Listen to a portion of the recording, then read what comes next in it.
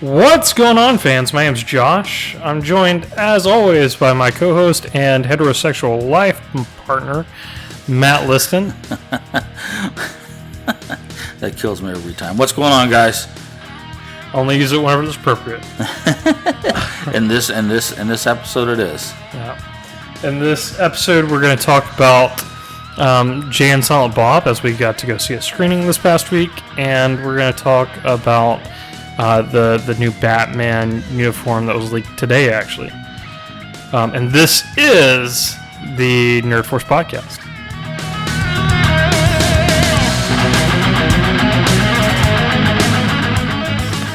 So, Matt, I think today's other news is probably going to be more of a combined effort.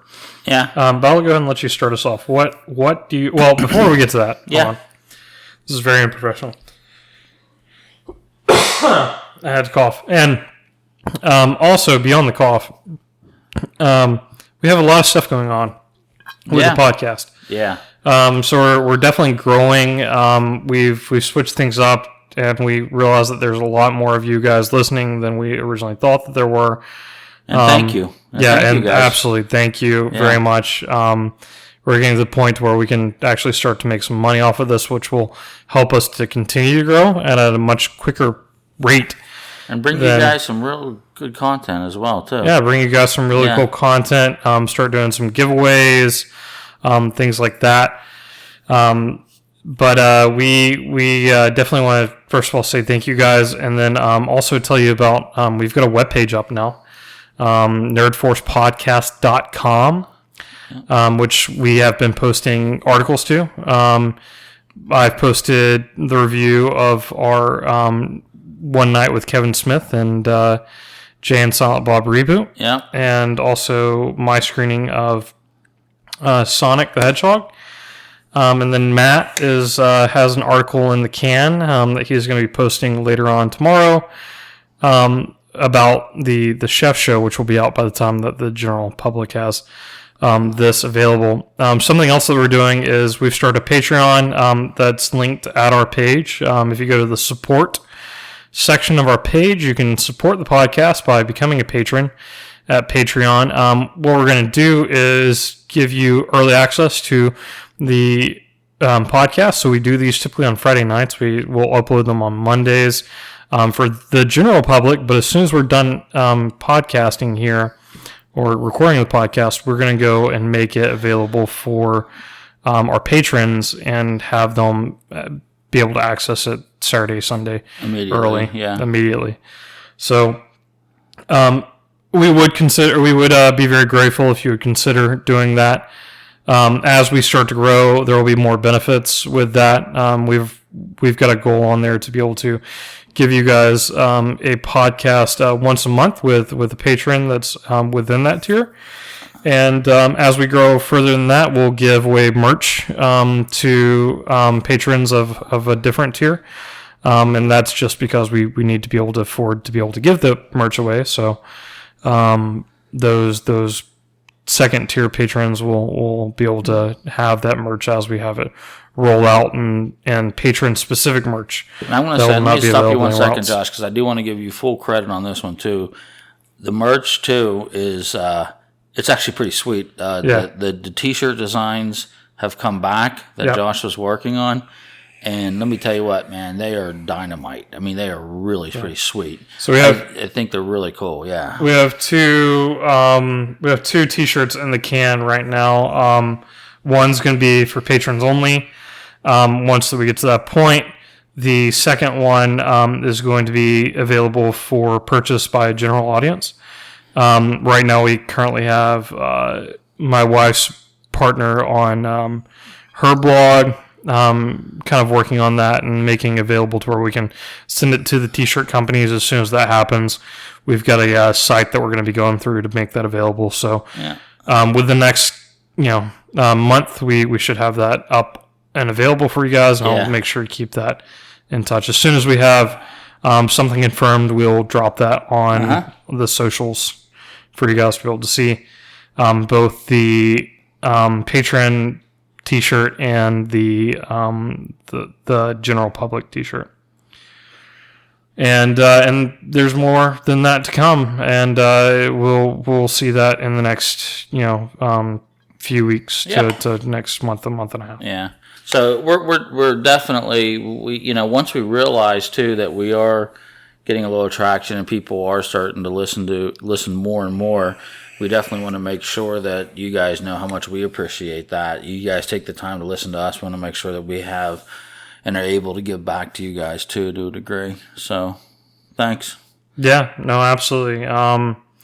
And if you do have ideas or comments about the show, again, share them to our Facebook page. We're at the Facebook page, the Nerd Force Podcast, and or our Twitter page at Force _ podcast on Twitter.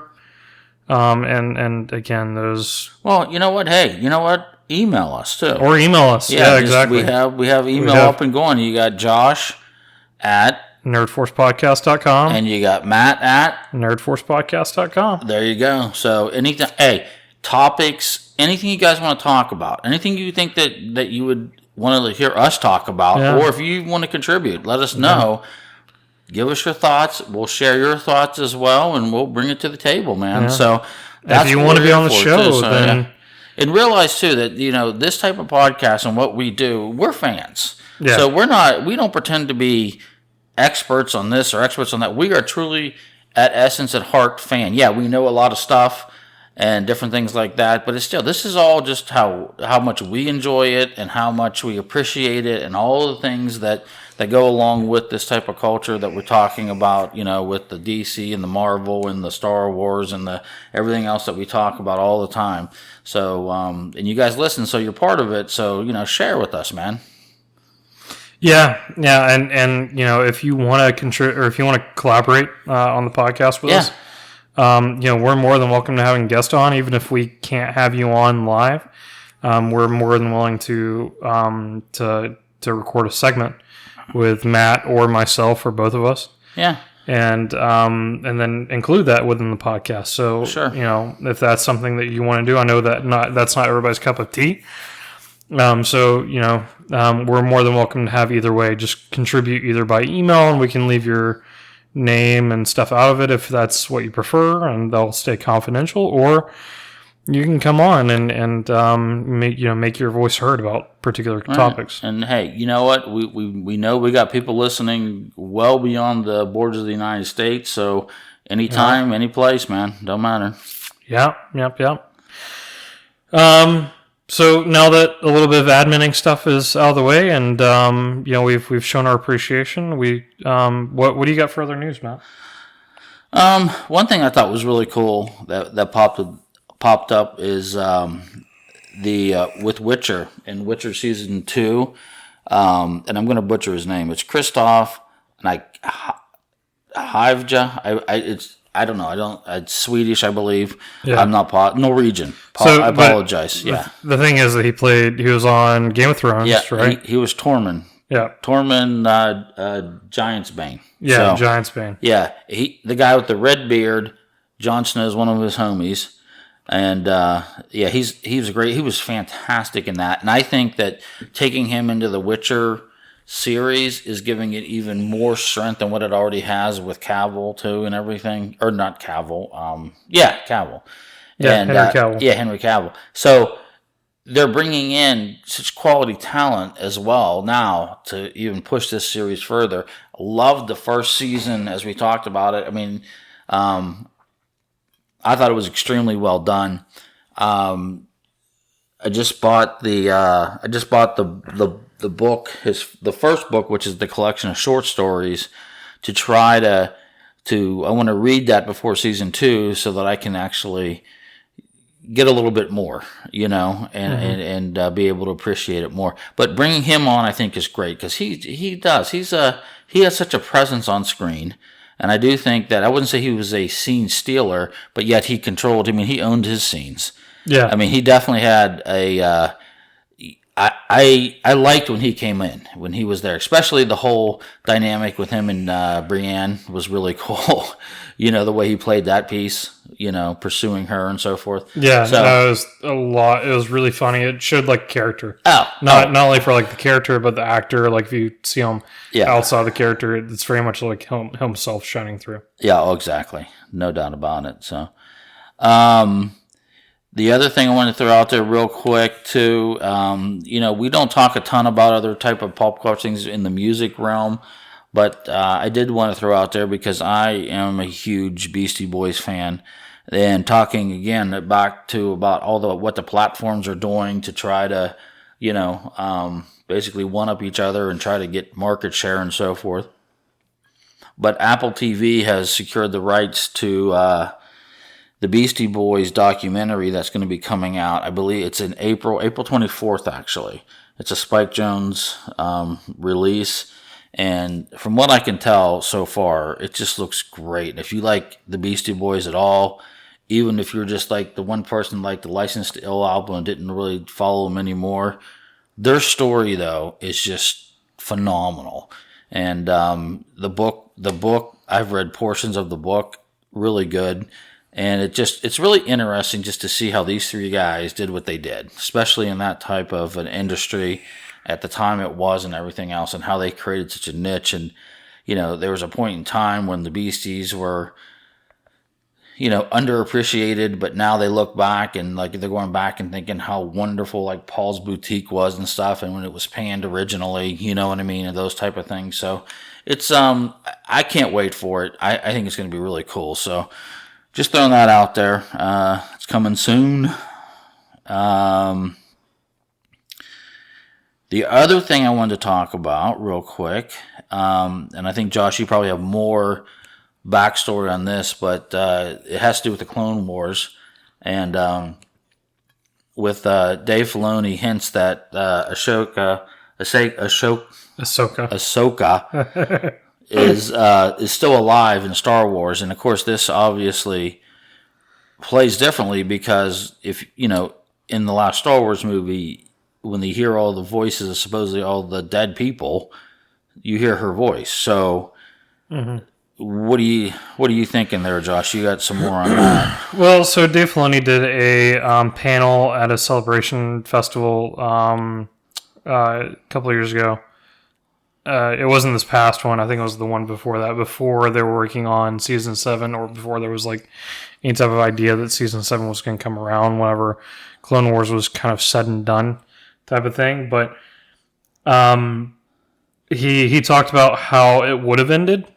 With Clone Wars, and he had panels and everything, like as far as like what they were planning on doing, and Ahsoka was very much at the center of that, and at the expense of not spoiling anything else. If any of that is true, I'll leave it at that and just say that I don't think that Ahsoka is going anywhere.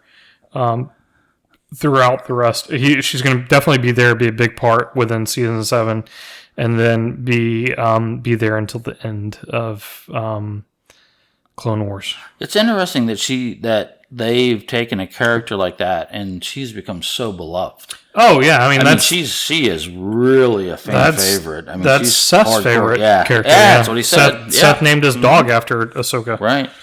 And those that have listened to us for a long time realize we've had Seth on, and he really, truly is. Two things that Seth knows probably more than anybody I know is Star Wars and Game of Thrones, without question. And, I think his insightfulness when it comes to Star Wars is impressive.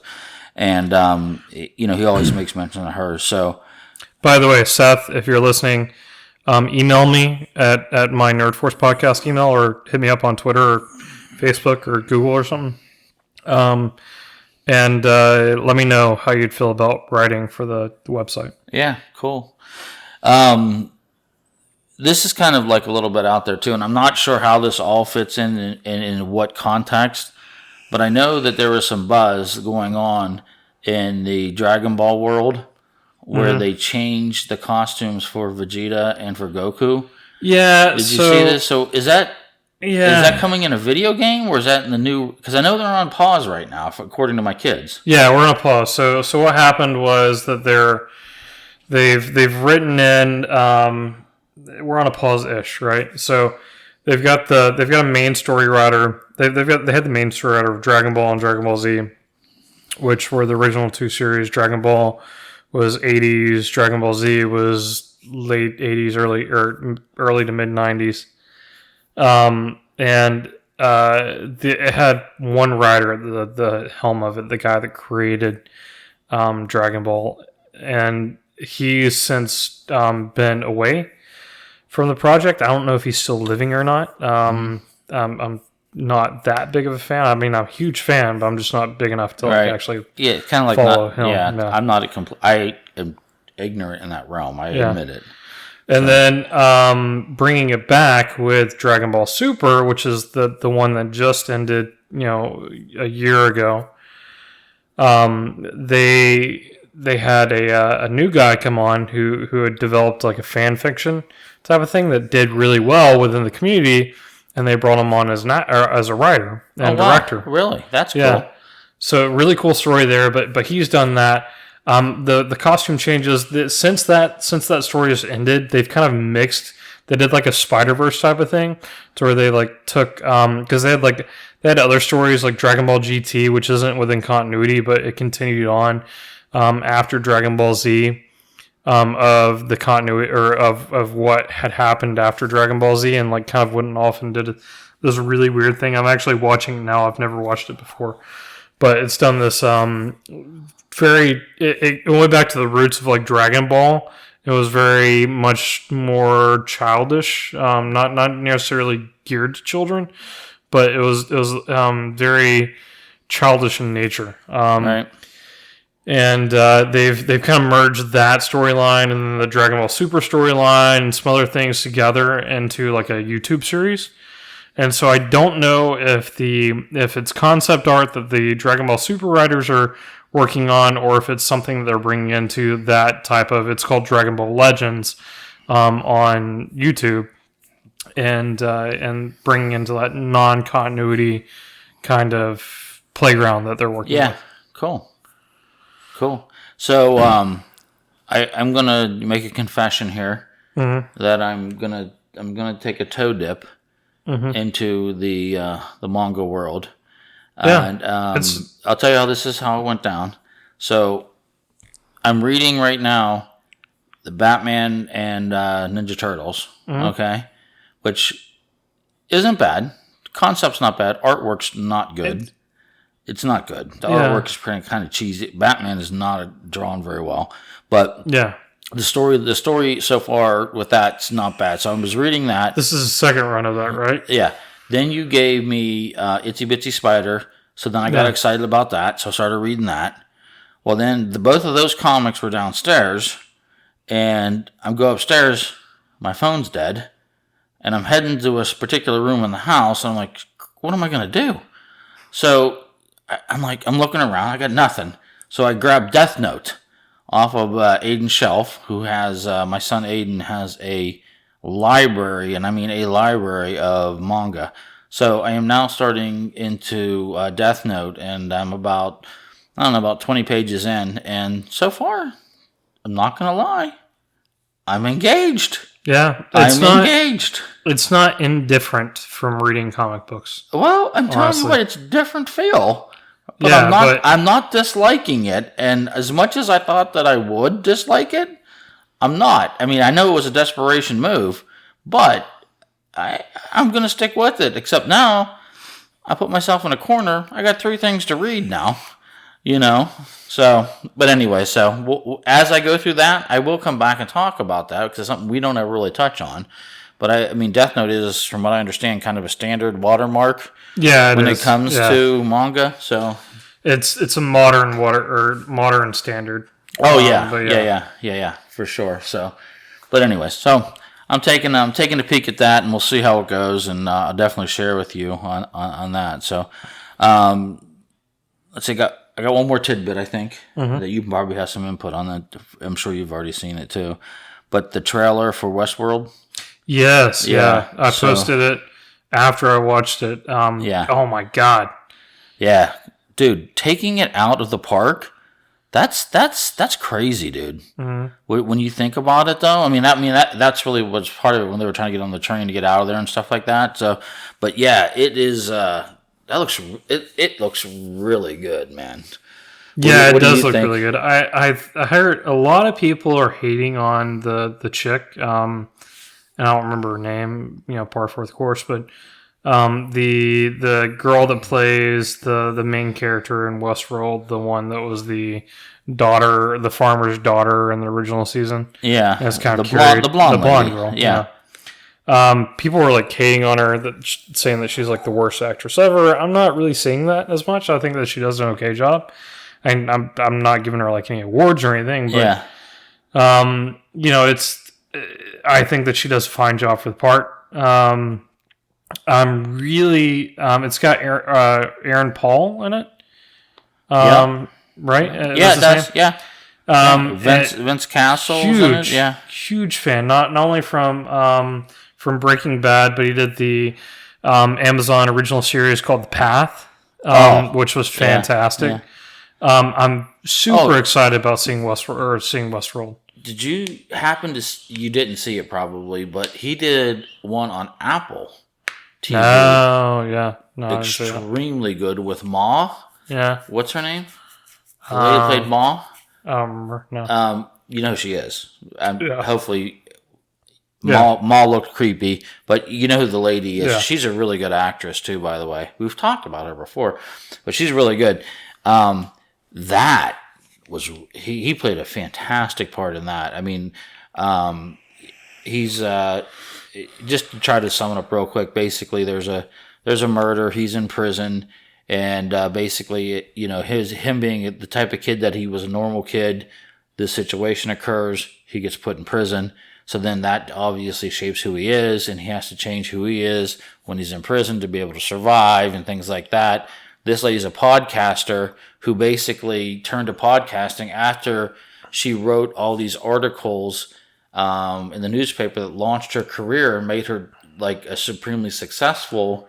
Basically, when he was on trial, that shaped public opinion to put him there, and now she realizes he may not be guilty. So she's going back and trying to prove his innocence, but realize she uncovers a whole bunch of other things in the process, Very good. Watch that. It's dramatic. And he really is. I loved him in Breaking Bad. And El Camino, obviously, was really good too. So you're right, though. You're right. He brings a lot to the table when he comes. Yeah, he's probably one of the most underrated actors. I agree. In my opinion, I agree. He's underrated. I completely agree. I don't think people give him credit for what he's been able to accomplish, and his character acting ability, I think, is on par. It is on point without question. So good. So that's basically all I really got as far as the new tidbit stuff. Nothing else really overly jumping out at me. Oh, Chef 3 coming out. We kind of touched on that for a minute. Season 3 coming out with it's out now. It's just been out for 2 days, so I've already buzzed through all that. And if you haven't seen any of this yet, it's a must. It's a must. It's a must for a couple different perspectives for me. One, it's like I don't want to go too far because I'm going to put the review out. Probably it will be out tomorrow, and I want you guys to definitely check that out and read it. But it shows a side of Favreau, which I think is just so incredible that you take a guy who is basically at the helm of such a huge empire in a sense, and it almost in a way, because of the nature of what this is about, is not a skill that he knows, not something he understands or whatever, and he's now reduced to being not the person in charge, basically, and it's interesting to see how he handles and reacts that way. But he is such a true, he's a true person is what I'm trying to get across, is that he's learning something, and when he is, he takes the back seat, and he does it so gracefully too. Where people are not treating him like, oh, John's here today. Oh, let's all bow down. No, it's not that at all. Yeah. I mean, it focuses on obviously the food, but then it focuses on the dynamic between him and who he's talking to. And it's a personal connection. And you can see what's made him successful. His personal connections and the way that he integrates with people and the way he talks to everybody. And it doesn't matter who it is. When in certain places, he may come across more people who are just working in the kitchen or whatever. But he's respectful to everybody. You know what I'm saying? I mean, that speaks volumes. He's grounded. He's grounded. And it speaks volumes to a person's integrity and who they are as a person, especially when you get into that type of environment. When you're in a service environment, which I have worked in kitchens for many, many years, and I know the culture, I know the environment, I know the underappreciation that people receive, to have someone like that walk into your kitchen and want to learn from you, and all you are you're the guy that lights the grills, but he wants to know how to do it. You know what I mean? And he cares that this is your craft now. I want to learn your craft, But again, it's like, you'll see more when I put the post out too. But anyways, it's great. I mean, don't think it's a cooking show, because it's not completely a cooking show. It's not really. It's not your Alton Brown. It's not your your Hell's Kitchen. It's an every man's cooking show type of thing, right? It's not about recipes. It's not. You're not going to get a list of recipes. And the recipes are fantastic. People have done the recipes, and that's even my Cubanos. Yes, the Cubanos come from that recipe. Let's be honest, right? So your Cubanos, you didn't. They didn't at the end of the show say, "Oh, here's the recipe. Go to this." No, you watched it. You learned the technique. As he learned the technique, you came home. You made that. It was absolutely delicious. Yeah. Every time you do it. But again, it's like you learn the technique. And I think what's more important too, and I'll go a little bit further though. I think it's so important when you connect with the purpose of why the food was made. Yeah. Where it comes from. What's the backstory behind that? You know what I mean? What's the story? Cubanos are like the perfect thing too, right? Because it's essentially it's like our PB&J, right? Exactly. It's something that's It's not like an extravagant food in Cuba. It's something built of necessity. It was something that, they've got bread, or they got things to make pan cubano bread. Right. They've got things to make, they've got pigs for pork. They've got, oranges, coconut rum, things. It's all stuff that they could pick out of their backyard. Exactly. And it's not something it's something that's culturally relevant to the place that was made. And once that you learn something about it, it gives you a whole new appreciation. And that's exactly what this show does. It ties those things together. Like they had one, I think on season 2, to where they had 2 different people on the program, but they were cooking at the same time. They had this Thai lady that was cooking along with this lady that was cooking pies. Lady. Yeah, and she was talking about like the differences and like how she grew up cooking and what they were doing and or what our traditional like French style of cooking that we enjoy today in the United States, how everything's different and tying those things together, and you really learn something not only about cooking but about culture. Yeah, and why things are done a certain way, and you see that in season 3 when he goes to the Jewish deli, the Wetzler deli, and then he learns that, and they talk about making matzo balls and the different types of matzo balls that you make. Some are harder, some are firmer, whatever. And he talks about, when I was a kid, this is the kind that we had. The way you're making them now, and it's like that. I eat that up. No pun intended. But something that's. There's another series that's not on Netflix that's really good about that, and I've shown this to you.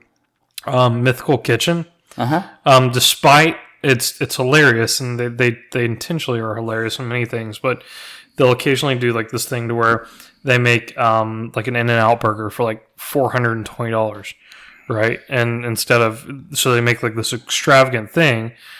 They did the same thing with a pizza, with a stuffed crust pizza, but they went to go see where the cheese is made, and like a local cheese factory there, to where they were getting the mozzarella and stuff like that.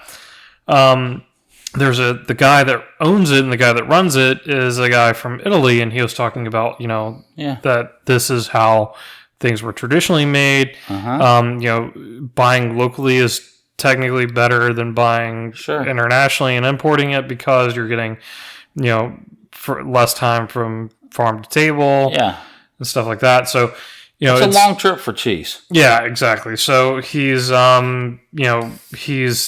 it's those types of things that border education from food and basic things like that to just overall like life experience type of education. Yeah, no, I agree. I think that it's great. It's an awesome show. So watch it. We'll talk about it more later. But I just want to throw that out there because it did just start 2 days ago, and it's only 5 episodes, or I think 5 or 6. Maybe one was a summary type thing. But anyways, good. Watch it. That all you got for other news? I think that's all really got. Yeah. All right, I'm gonna run through some of the stuff fairly quickly. Okay. I've got quite a bit of stuff that I want to go over. Sonic. I went to go see Sonic this past week. Phenomenal. Jim Carrey is great in it. The guy that plays Sonic, you'd recognize him if you saw him. If I tell you his name, I can't remember his name, but that's not why I'm not saying his name. He is equally as great in the movie. Does Sonic, like, you can recognize his voice. It's not something that takes you out of the movie very much, but you do recognize the voice. But then again, for all the 90s kids out there, it reckons back to the original Sonic TV show that I grew up watching, at least. And there's tons of Easter eggs in it. Like talk about like nostalgia for nostalgia's sake. Sonic is exactly that. They've got James Marsden, by the way, is his name. But they've got or Ben Schwartz, rather. Ben Schwartz plays Sonic. Oh, Ben Schwartz. Yeah, I know that guy. Yeah. So, but they do a phenomenal job as far as bringing everything that you could think about with Sonic, from whenever he loses, whenever he drops. He's got a bag of rings, right? And the rings are from Sonic. I'm not giving anything away from this, but whenever he drops his rings, it makes the same sound as from the video games whenever you get hit by something and the rings go all over the place. And whenever he picks up the rings, very subtly it makes the sound of whenever you're picking up rings within the Sonic video game. Stuff like that. There's an Easter egg with chili dogs, and within the cartoon, the whole thing was that Sonic loved chili dogs. So there's just so many different things that you can pull from this, as far as like a pile of Easter eggs. And I'm not going to do a breakdown or anything like that other than what I've done. But definitely go check it out. If you've ever been a fan of Sonic, you're going to get something out of this. Or if you haven't been a fan, you're like my wife. My wife grew up playing Nintendo instead of Sega. She still loved the film, and in my humble opinion, I think it's probably better than Detective Pikachu as far as animated video game films go. It's broke a ton of records thus far as video game films go. So while you were talking, I looked him up real quick. Do you realize, I didn't know this, it says voiced by, and I'm not sure if he voiced it or he was a consultant, but he worked on Star Wars for BB-8. Schwartz? Yeah. I don't know if he voiced it. And also it says Bill Hader modularized via synthesizer for the voice too. Huh. So I don't know if it said Ben Schwartz consultant. So he's attached to Star Wars, put it that way. So yeah. No, I didn't know that. I didn't either. He's been in a bunch of stuff. Like if you go look up Ben Schwartz and just see his face, you'll immediately recognize him. Lucifer. We've talked about this. I think on the last podcast we were talking about those rumored. Yeah. It's official. That's good. Illuminati reports on the 15th or on the 16th that that Lucifer's up for another season on Netflix. Good. Masters of the Universe. We again talked that it was rumored. It's been confirmed. Mark Hamill is Skeletor. That is great. They're fully casted. Release date is not yet known on that. Matrix 4 set video shows that that the girl, God, what's their character's name? The White Rabbit on there, the one that Keanu follows and falls in love with.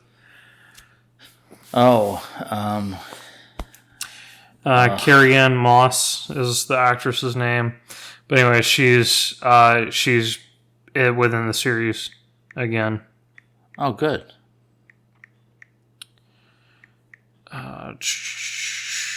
Marvel news. There's a ton of Marvel news that dropped this week. The Venom 2. There was a bunch of set videos set pictures and videos that showed Woody Harrelson as Carnage, as Cletus Kasady. Yeah, as Carnage. Yeah, that's cool. They chose to put him in like a Hawaiian shirt. So first of all, he's out of prison, right? And if you haven't seen Venom 1, first of all, go watch Venom 1. Yeah. But within the context of Venom 1, he's within prison. At some point between Venom 1 and what we're seeing now, he's released from prison. I don't think it's within Venom 2. Well, because in Venom 1, they show him at the end in prison. In prison, yeah. Right? Yeah. So I think that either it could be within the early setting of Venom 2, but I think they're probably going to tie it into Morbius somehow. I think that to be able to tie some connective tissue there, I think that they're going to have him break out at some point. I don't know that he's going to. I don't think that he's going to be in the same because we see the Vulture and out of prison within. They're obviously not within the same prison because one's in San Francisco, one's in New York, so that doesn't really work. But I think that they'll probably tie back to Carnage at some point with the Morbius before they get to Venom 2. That'd be nice. So, but he's out of prison. He's got like a Hawaiian red shirt on, obviously pointing back to Carnage. Yep. They showed a video of him in a Camaro, like a convertible Camaro, doing a donut in the middle of an intersection, running from something. And then they showed like one other still from him, or one other small video of him using the symbiote at some point, obviously without the symbiote being there because it's all CGI. Yeah. The Loki series within Disney Plus, there has been rumored to set up Kang the Conqueror within the Loki series, with him doing a lot of time travel. This obviously makes sense. Several people were reporting upon it, so it's an imperative that we bring that up. King the Conqueror sets up a lot of stuff that they're setting up through other venues as well, like the Young Avengers and the cast for that, because King the Conqueror brings in Iron Lad. Right. And so for those that don't know who King the Conqueror is, King the Conqueror is his name is Nathaniel Reed. With the comic books, it's not stated that he's a direct relative of Mr. Fantastic. Right. However, with the given last name and with Nathan Richards, with Reed Richards' son being as powerful as he is, it's not that far of a stretch to believe that Kang the Conqueror is his son. He works for the TVA, the Time Variance Authority, at some point within the series. He then kind of goes rogue and does a lot of time travel stuff to be able to gain power. he goes and faces the Avengers at one point, and then is unsuccessful. So he goes back to ancient Egypt times to become the father of Apocalypse, which is the we all know father of all human or of all mutants. So big staple within a couple of different things that's being juggled within the MCU right now between mutants and Young Avengers, and time travel. And so I this is very credible as far as those things all being pointed together. And cool. That's a lot big. Of rumors that Owen Wilson is going to play that part too, because Owen Wilson. Is that okay? Yeah, Owen Wilson's been has been confirmed for Loki, but nobody said what his part was. And Owen Wilson would be the caliber of character that would be able to take this multi-series/film character in the right direction. Sure. Yeah. It would make them go, whoa. Oh, yeah.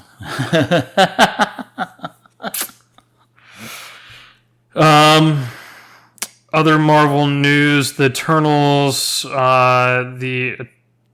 based upon their MCU Cosmic, did this really cool thing to where they took a look at November releases for Marvel, and based upon the previous November releases for Marvel, and when those trailers dropped, they were able to look at when the full or the first Eternals trailer may drop, and it looks like sometime early April. Really? Mm-hmm. That soon? Yeah. Yeah. Good. Yeah. The She-Hulk series, with the She-Hulk series coming aboard, there's been a rumor that the Red Hulk will show up within the... Yeah, I saw that. Yeah.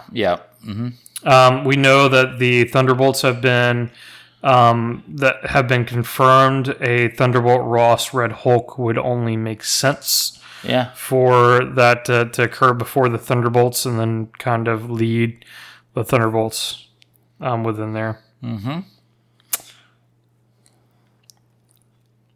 And then that's all I got for... the Sony's reportedly wanting to do a solo Mysterio movie with Jake Gyllenhaal. I saw that.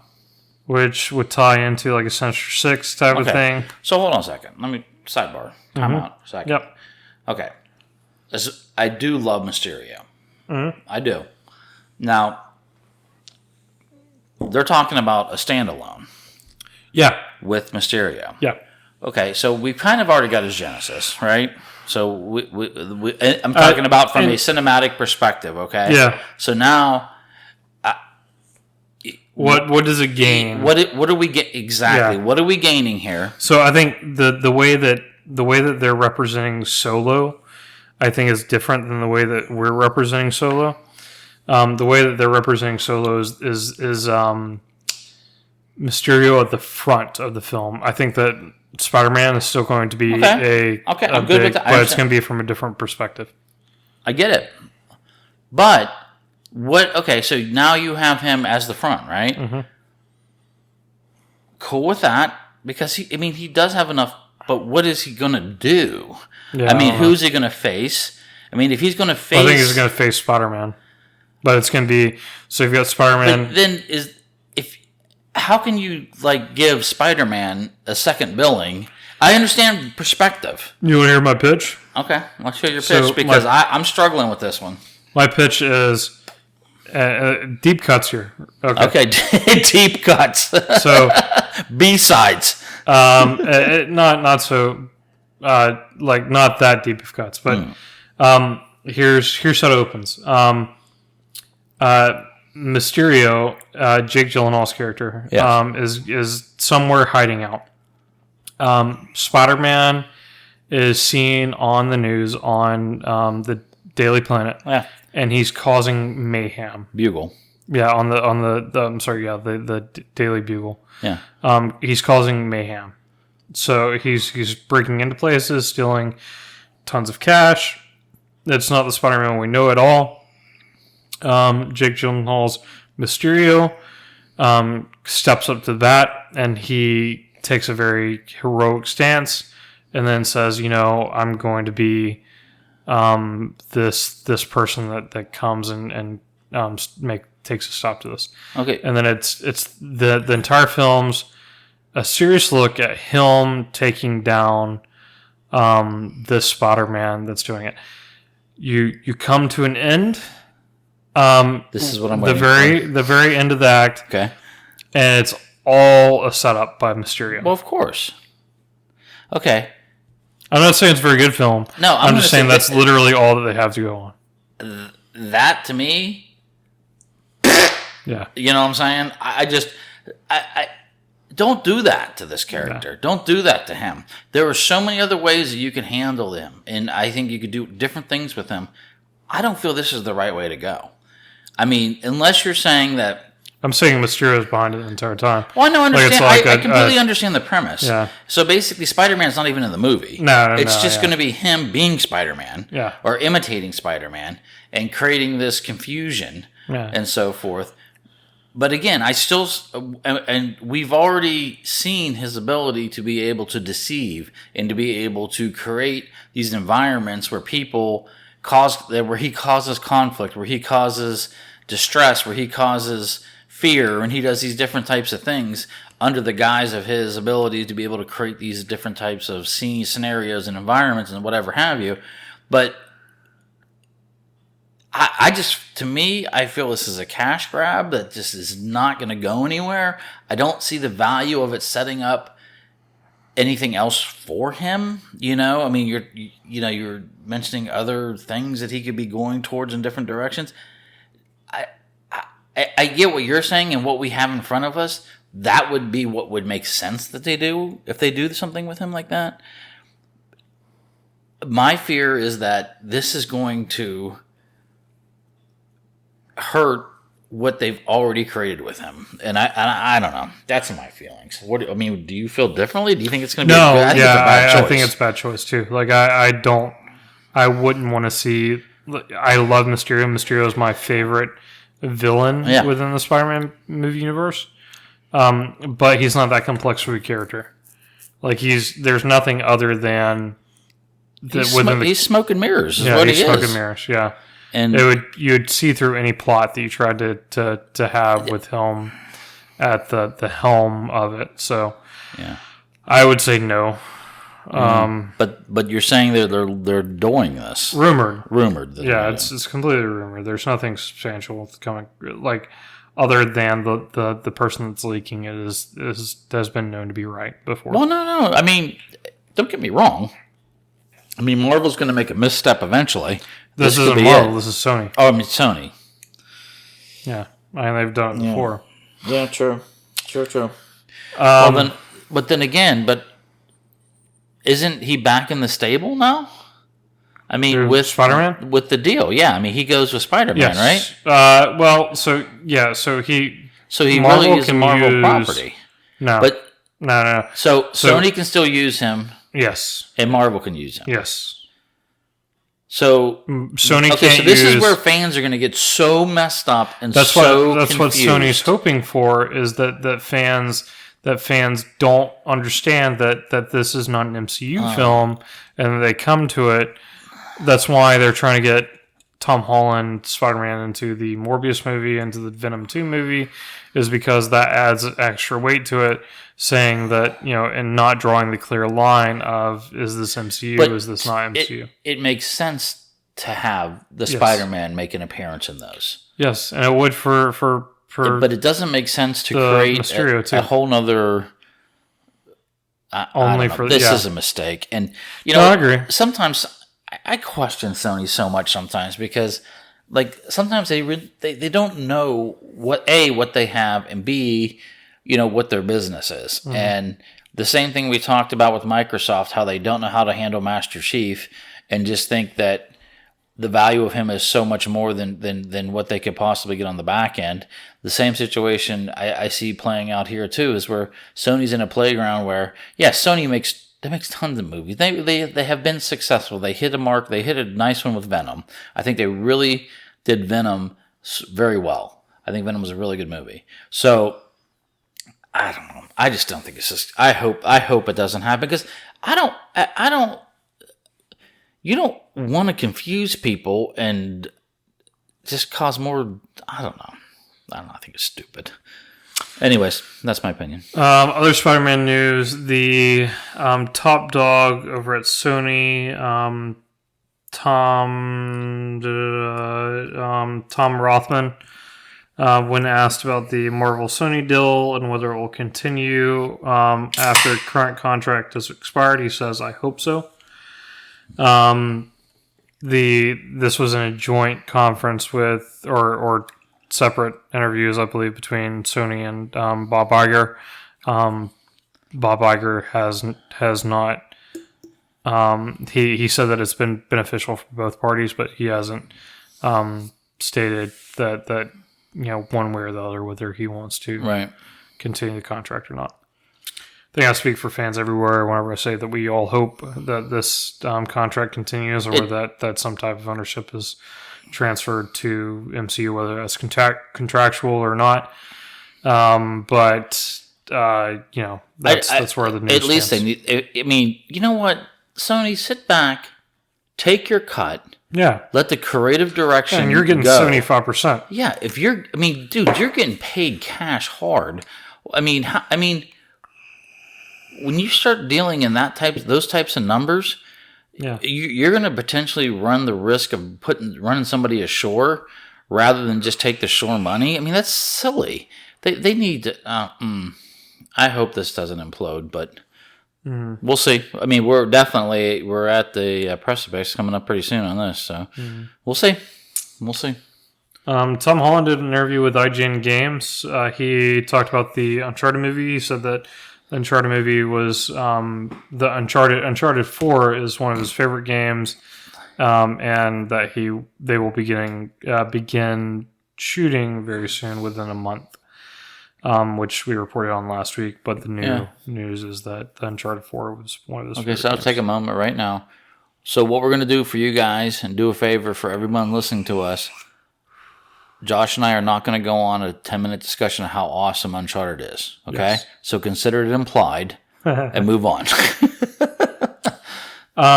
There's a new Hulu series or new Hulu film coming out that looks amazing, called Big Time Adolescence. Have you seen the trailer for this? No. What is it? It's the stoner guy that was dating the one chick, the one singer chick on SNL.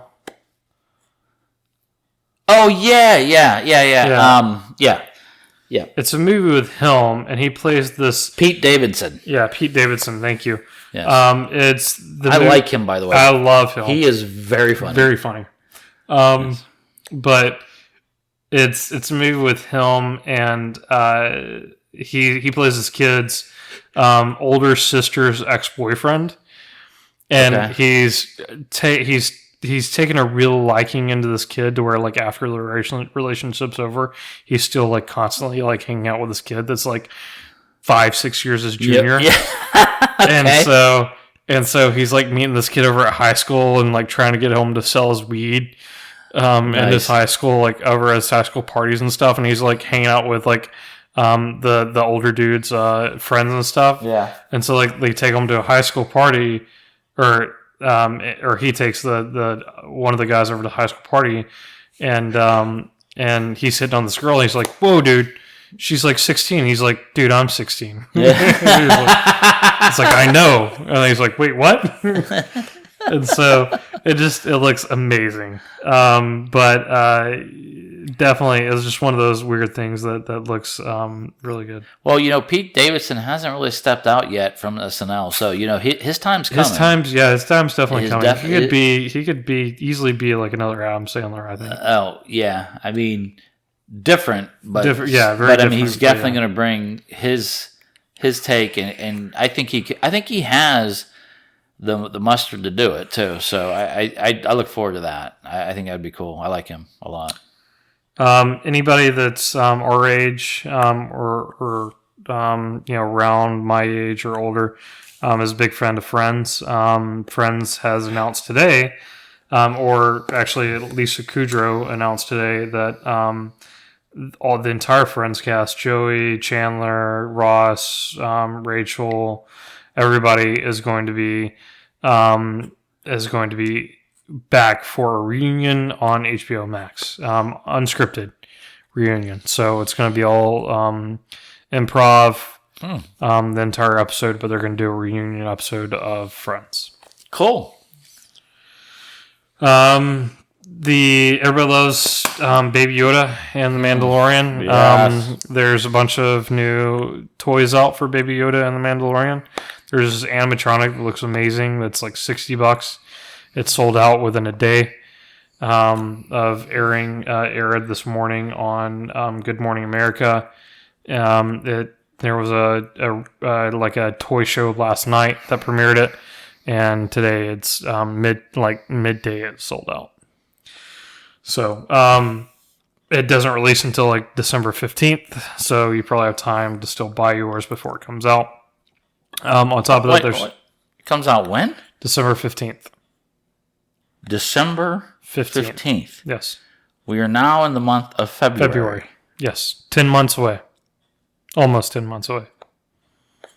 Somebody's making some coin. Yes. I'm going to buy stock in whoever's making this toy. Disney. Imagine that, right? Yeah, Disney, Hasbro, I think. Hasbro's definitely making this one. The Razor Crest. That looks Lego really piece. cool, by the way, yeah. Yeah, I'm definitely going to You put that up, this that's one. cool, yeah. Yeah, I think next paycheck I'm going to pre-order this one.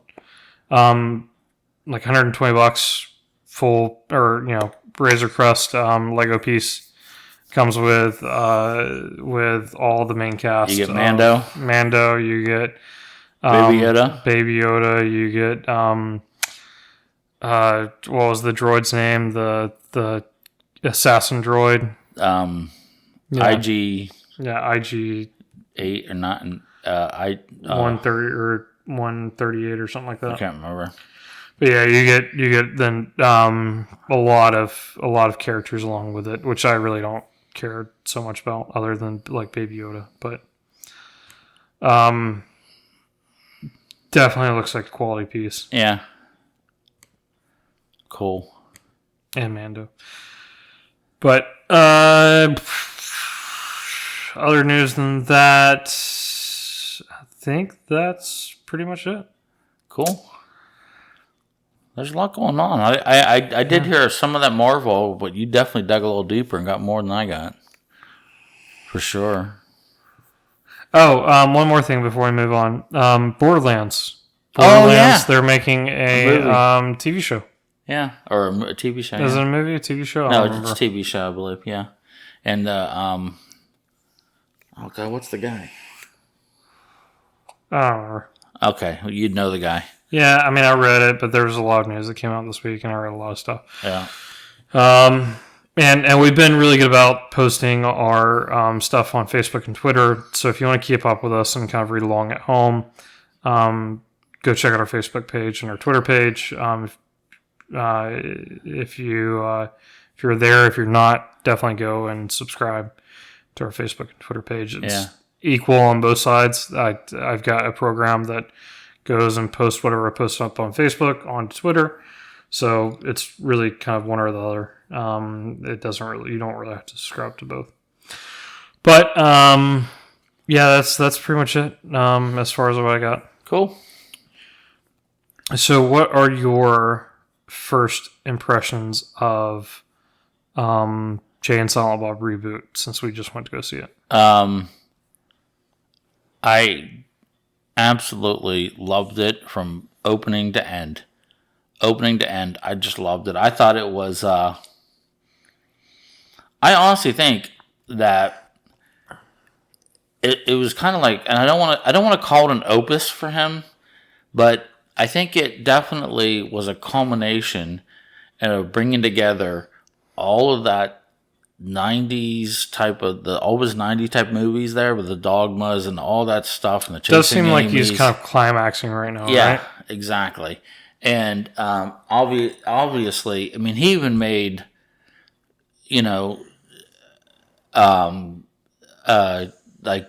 nods towards like Tusk and stuff like that in the movie as well. Well, there's some jack off in the theater that said he's not a walrus. Yeah, I don't know who that is, but So, no, I actually thought it was fantastic, and to be honest with you, if you hadn't seen the other movies, you could still watch that, and it was a good story, though. I mean, he's a good storyteller. I mean, it's a fun story, it's enjoyable, and especially when you put anything in the realm of a Comic-Con, it becomes believable, anyways. Yeah. So, I mean, if you don't know Cockknocker, then you just see, they're at a Comic-Con. There's guys with big hands. That's just comic book stuff or whatever it might be. You know what I mean? But no, I think that he did such a beautiful job of weaving the tapestry of all of his shows together, movies together, and then put it against a backdrop that still let Jason Mewes be Jason Mewes, but he wasn't nearly as raw as he was before.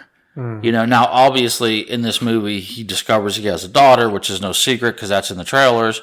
But if you remember how obnoxious and he was before with all the other things he would use to we could go down the list of all the things that he would say and do and all that stuff. But I mean, they would introduce it so that you remembered what those things were, but they didn't go all the way with it. Yeah, you know what I mean? Kind of moved on, which I thought that was smart. Because really, it's like, that was something that you realize, like, the guy's kind of like this. If you don't know it, he's like... It shows growth, too. It shows growth. It shows development.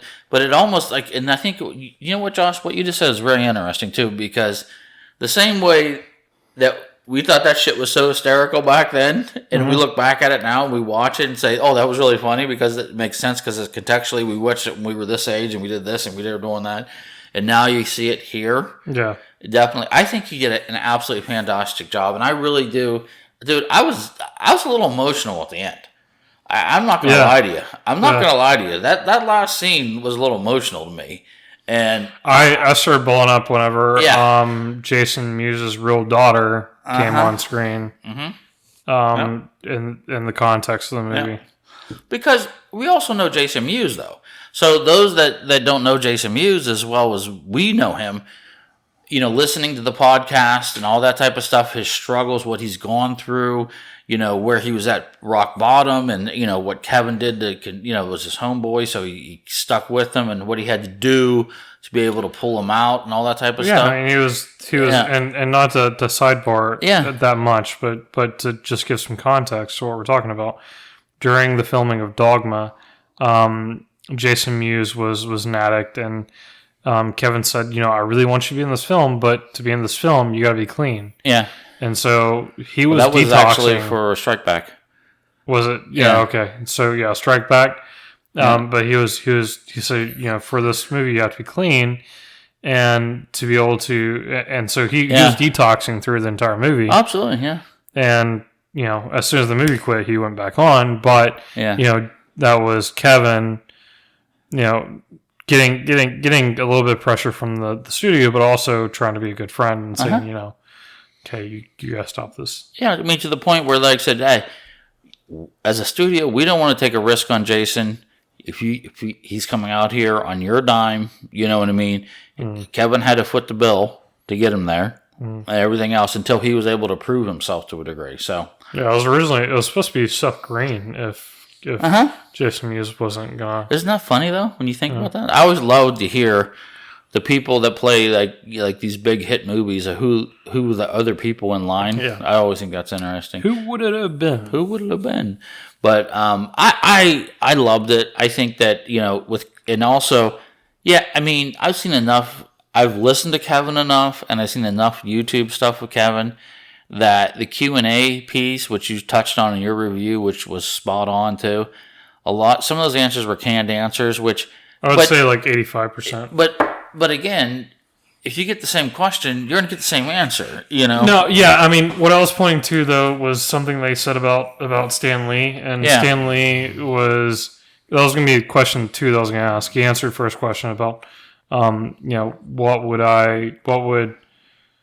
way that I was going to phrase it was, as being one of the people that founded, the podcast culture, as a up and coming podcaster, what advice would you give to somebody like me or somebody else that's within the podcasting realm? Yeah. To get their name out there, to do well, be successful. And he kind of answered that in a roundabout way. And then my second question was going to be, you've talked a lot about Stan Lee and how Stan Lee was selling Stan Lee, and it was always, he was selling Marvel, but he was kind of selling himself in a way that he was a character piece, and he was the salesman of himself. And then you've kind of done the same thing. No matter what you have going on, it's been you that you've been selling. So what would you give somebody that is trying to be somewhat of a social influencer to sell themselves? Yeah. And then he talked about Stan Lee and how he was doing that, and talked about himself in that same way, and kind of answered that question in a roundabout way. So, I say that to say this: the Stan Lee, he does that thing, right? Like not only Stan Lee, but Kevin Smith, to where he sells himself. So you're somewhat right that there's, like, if you get asked the same question over and over again, you're going to have a response ready to go. But in the same way, he's selling himself, so he's got the best response ready to go. Oh, yeah. Oh, no question. No question. And he's engaging. And don't get me wrong, you get the same response, but then you get a bunch of other stuff after it, usually, too. No. I mean, he's definitely a guy that can keep talking and talking and talking, but yet, you know what? He's engaging. So you definitely want to listen to him. He's a guy that you look at as like, that's a guy I could have a beer with. Yeah. You know what I mean? And I think if you ever ran into Kevin, I don't know if he drinks anymore. He doesn't. He's never drank. Oh, he never did. Oh, okay. Well, if he had a big fatty, he'd be the first one to line up and smoke it with you. You know what I'm saying? Yep. So, but he's an interesting character that has made his way in an industry and carved out a niche for himself, and has created such a rabid fan base that whatever Kevin does, he knows that he's going to be able to be successful regardless. Even if he does crap movies sometimes, as he even says himself. Yeah, Yoga Hosers was definitely a crap movie. And then, like, Cop Out. Cop Out was the first big production thing he had. Yeah. He had Bruce Willis and, what's the other guy? Not Tracy Morgan. It was Tracy Morgan. Oh, Tracy Morgan, that's Tracy right. Morgan. Yeah. So, I mean, he had two stars. Yeah. And it just didn't work. It just fell flat. But, I mean, it's like, because he's that guy, he's like your friend. And you're going to give him a pass on everything that, like, but again, because I'm so happy he takes the risks and he takes the chances and he does what he does. I'm always going to give him a pass. You know what I mean? And I'll go back and I'll watch again. If they come out with Mallrats 3, I'll watch that. Yeah. So. Yeah. Well, I mean, we kind of dropped somewhat of an exclusive. I think it's still there. I don't think we've taken it down. He did talk about the next film out is going to be either Mallrats 2 or Clerks 3. Yeah. He did say that for Clerks 3 that the lead singer from My Chemical Romance is going to score the film, and he's going to open the film on Welcome to the Black Parade. Yeah. Fan asked a question about it, so and don't get me wrong, I'm a huge fan of both My Chemical Romance and of Kevin Smith, and I'm happy that they're collaborating together. I just wouldn't have known that otherwise. Yeah. Well, and the other thing I like is that how he manages, and I know he always plays the self-deprecating type of person too, which again that ingratiates you to a point, but he doesn't take it too far because he knows he's talented. Yeah, obviously he knows that. I mean, clearly, but when you look at the cast of people that he got to be in that movie, from Cheech, and you know what I mean, Chong. Yeah, Chong, and then you had the Chris guy Hemsworth, and you had Redman and Method Man and Method Man and what's Red Method and Redman. Method and Redman. That's it. Yeah, and then you had the guy from The Office, the judge, and then you had Joe, the guy from Pittsburgh, Joe Manganiello. He was in it, and then you had the guy that drove the taxi. Guy. Oh yeah. You know what I mean? So yeah, the guy from SNL. Yeah, the guy from SNL. And it's like it never stopped. And you had Chris Jericho. Yeah. Yeah, and all that. I mean, it's like when you stop and think about that, it's like, wow, he got a star-studded cast. Ben Affleck, for goodness sakes. Yeah. You know what I mean? Plus Chasing Amy. Yeah, the girl from Chasing Amy. Yeah. So I can't say enough about it. I'm going to rewatch it again. Oh yeah, I will definitely rewatch it again. I thought it was. I mean, it was one of those things where, like, it was funny anyways. Not knowing anything, you would find it funny, but knowing the other pieces, it was just that much funnier. Vanderbeek and the other guy too.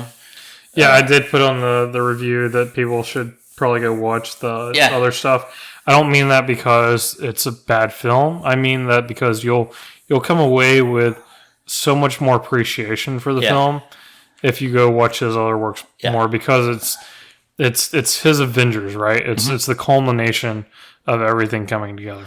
Well, and what I thought was just absolutely phenomenal is what he said was supposed to happen. Oh yeah, in the movie, with Stan Lee. Instead of what did happen, because unfortunately Stan passed away. Yeah. Dude, that would have taken that movie to here. You know what I mean? I mean, that was absolutely outstanding. And I don't want to say that because I do want people to see it. Yeah, we'll talk about it. It comes out on weeks. Amazon Prime and on your birthday, actually. Oh, really? On the 13th. Nice. So we'll talk about that after your birthday. Yeah. Definitely, once that people have a chance to watch it for free. Yeah. But I mean, it's such a fantastic film. I would watch it. I would watch it after you've had the chance to watch it. You can watch it either way, honestly, and you'll enjoy it. But watch it. Do yourself a favor and watch the other stuff first. Yeah. And then watch this, because it would be such a different movie if you were to watch this without watching anything else. And it's also like the little middle finger he kind of gave to the industry too. Yeah, I mean, such a unique way of doing things. And it was that's why I called it a little finger. Yeah, you know what I mean. It wasn't like a big one, but it was enough to say, hey, and Yeah, I mean, because it's not showing in theaters here. Like he wasn't showing in theaters in a particular city until after he did the thing. And he just did the screening here in Charleston, but it's already on DVD. There's no way that he's going to release it to theaters, or the theaters are going to pick it up here within Charleston, with it already being on DVD. And this been on DVD for like a month. Yeah. No, it did show in theaters for like one weekend, I think. It's select. It was a limited... Yeah, for one night. Yeah, one night limited type of select dealio thing or whatever. So, But again, that's Kevin Smith being smart, though. Because you know what? If you're a Kevin Smith fan and you hear that and you got one night to go see it, guess what you're going to do? You're going to go see it. You're going to go see it. And he's going to get the money from the people that matter, and then he's done, because he'll get the rest of it out of the podcast that he does. So, anyways, I can't say enough about it. I can't say enough about him. I love him. I think he's great. I think he's done a great job, especially capturing the culture, and his character work with those characters is so strong. Good dude. Great. Completely worth it. Yeah. If you have the chance to go see Kevin Smith live, it's completely worth it. Mm-hmm. Anything else to say about that one? No. Thanks for getting the tickets, brother. Oh, that's it. Welcome. Yeah. I wouldn't have let it pass by. Yeah. I'm just glad that things worked out to where we could go. And one thing I will say too that I thought was really cool, though, I actually felt a camaraderie. Oh yeah, with the people that were there. Yeah, that was really weird in a way. You know what I mean? Like when it was like a party. When we sat down, like the two people next to us, awesome people. You know, we're just talking about it. The one guy says, "Oh, I was in the bathroom taking a piss, and I saw the poster that was announcing this, and there was a bunch of them in there." Mm-hmm. I just took one down off the wall because, and I'm like, "Oh," and they showed me. He's like, "Oh, that's cool." So I, of course, go right to the pisser to try to find one. Of course, they're all gone because everyone else had the same idea.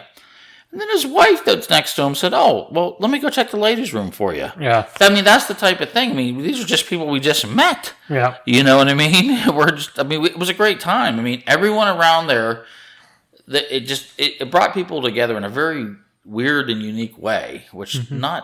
I thought it was kind of odd. Yeah. To have that feeling when you went in. I completely agree. Mm-hmm. So. Very good feeling. Yeah. Yeah. You want to move on to Batman? No, you know what, Josh? I don't want to talk about Batman. No, okay. I don't want to talk about Well, this has been... Let's do it. So there's one thing I want to talk about before we talk about the costume and the filming that there's been of the costume. Yeah. About Batman, and that is a casting call that came out for the UK area. I think it was Glasgow. Yeah. They're looking for circus performers. Very specifically naming off very different types of circus performers, whether it's like contortionist or animal tamers, like different things, but they did not talk about acrobats specifically. That's because I've already locked it up. Oh, okay. Okay, so like I said, my tights are in the mail. Okay, it should be here tomorrow. So, and I went on this low carb thing, so I should be good to go pretty soon.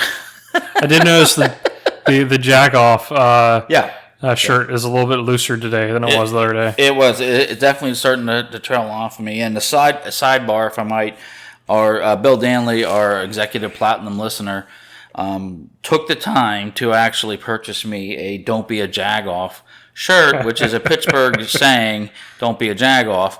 And I did wear this to the Kevin premiere, and I am wearing it for the podcast as well because this has good mojo in it, I think. So he hasn't washed it. It's kind of like It's kind of like a cast iron skillet. You can't wash it. Mm-hmm. No, I won't. No, I'll just air this bitch out. Yeah. So. But anyways. But yeah, no. They're looking specifically for. That's interesting. Yeah, it is. It's very interesting. So I think that it's all but confirmed at this point that we're going to get a Robin. I love it. I love that, dude. You have no idea. I was thinking the same thing, and I was like, yes, dude. That's Oh, and you know what? We can finally have. Okay, I'm going out on a limb. Okay. Yeah. I'm just going to put my trust in the Batman gods that the Batman's going to work, okay? And if the Batman works and they bring Robin in and we move on to the sequel with a strong Batman and Robin connection, I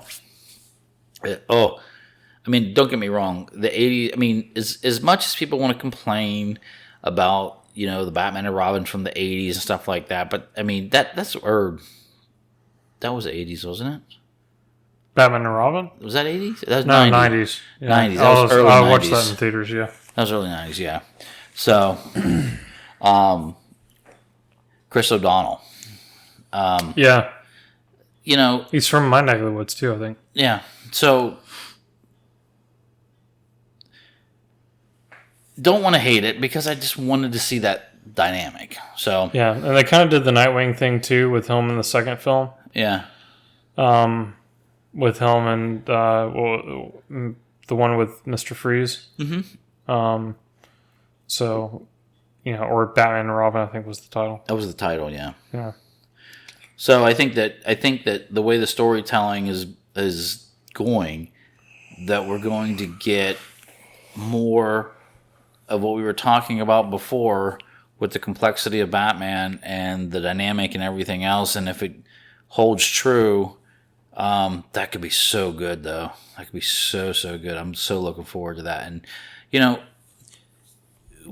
there's so much focus always put on how great the Batmans are and how great Nolan Batman was, which was outstanding. We've talked, no questions on that. However, to be able to bring a caliber like that and to have something so strong to have Robin in it would make my day. It's, I don't want to speak too early, but it's shaping up to be a very good film. The more that I hear about this Batman film, the more that I get excited about it. And I'm going to be severely let down if this thing is not as well. Well, I'm going to tell you, can we move on to the pictures for a second? No, yeah, absolutely. We're on the pictures, yeah.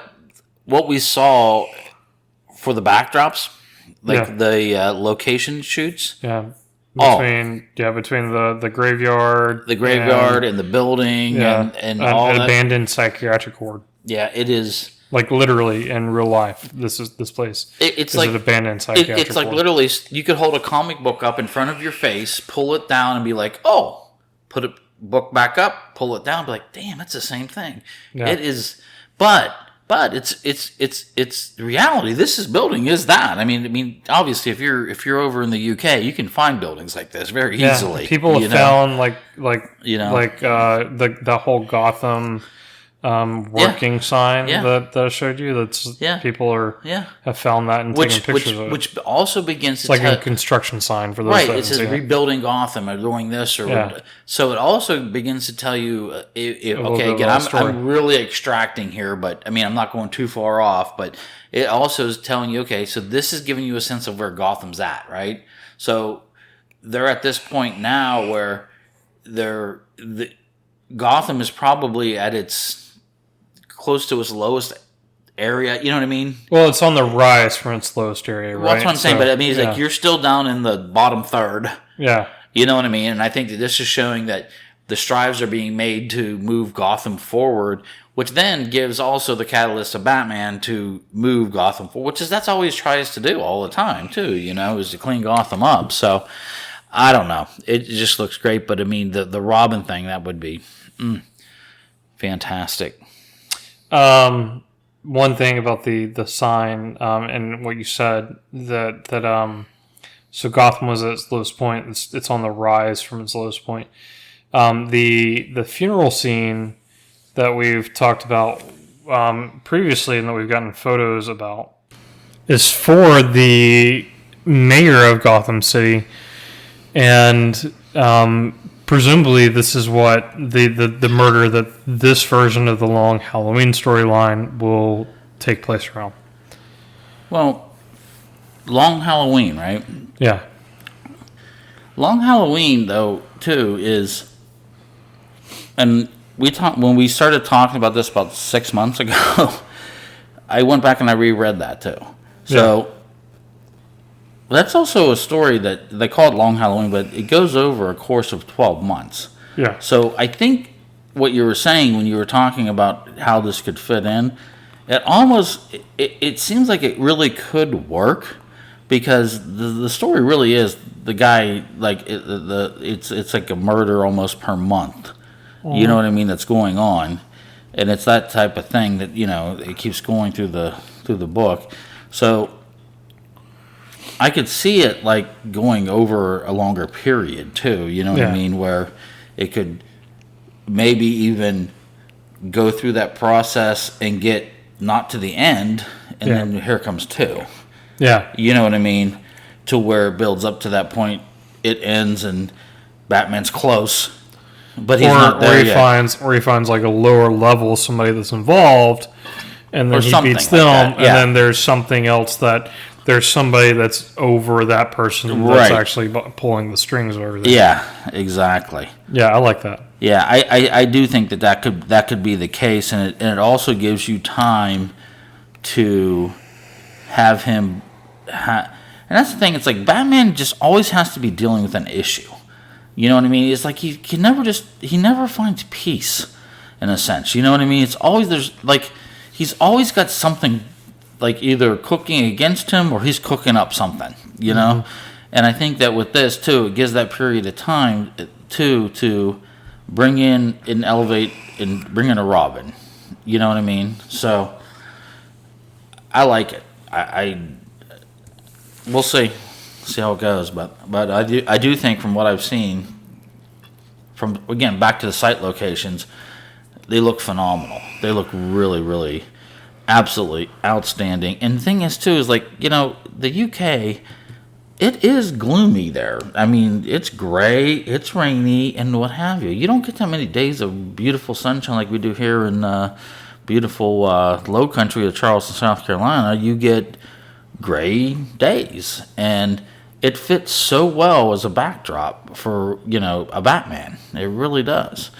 And I don't think they're going to have to do too much when it comes to like shooting at the right times, other than that, to get the sun and the light and what they need. But no, it's always going to have that overhang. And when you do that, I think that especially superhero costumes always seem for me to hold up better when they're in at night rather than bright daylight. You know what I mean? But then again, I say that's not always true though, because I'm gonna retract that. I should say that when it comes to DC, I feel that way. Yeah. But when it comes to like the Avengers, give me a bright sunny day in New York any day and watch Iron Man beat the shit out of somebody. I'm all about it. Yeah. And I think that again, it goes back to when we were talking last time about the difference between DC and Marvel. We're not gonna get into that because we're on Batman, but anyways, moving forward. Sorry. No, I think you're completely right. There are some differences in the costuming too, and to talk about what we've seen and what was released today. Last week we talked about the 30 seconds of footage that we got as far as like a close up of the costume. Right. We've gotten behind the scenes looks at the entire costume today. And, we're definitely going to talk about that. What's the first thing that hits you whenever you think about the things that we saw today? The first thing that hit me, Year One Batman, is what hit me. And,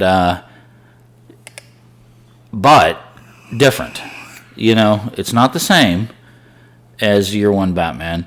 But you have the bike in Year One Batman, and you have in Year One Batman, you don't see him with like he's basically got like a backpack situation more than anything else. You know what I mean? It's not like he's got the whole dealio going on. This one seems to hearken to it a little bit, but I don't think they're taking. I think that they are taking pieces. And again, I don't know Matt Reeves, so I don't know what his inspiration is or what he draws from or what, like what his wheelhouse was. I can't say, he came from animation, he came from this. We already drew the parallels before with the animation as far as the higher cut and the suit and stuff like that. I think that parallels are much stronger driven and much closer to the Arkham games as well. It's just as much as they are to the animation. And I definitely see the parallels that are coming in with Year One too. It's not going to be a Year One story, obviously, but I definitely see those overtones. And I think that what Matt Reeves might be doing is drawing from various, pieces of Batman and creating his own bat, which is awesome. I'm so cool with that. You know what I mean? I am so okay with that. You know what I mean? And again, that's what you can do with Batman. And you've seen it over and over and over again with him, right? Keep the core of Batman, who he is, which we know. But then, you can also keep the components and the core of the suit and everything like that too. And then he's pulled from so many different genres, I think, and he's created his own Batman, which is awesome. Yeah, I like that. And, same thing will happen in the comics, right? Like exactly. that's existentially what he's doing here. Yeah.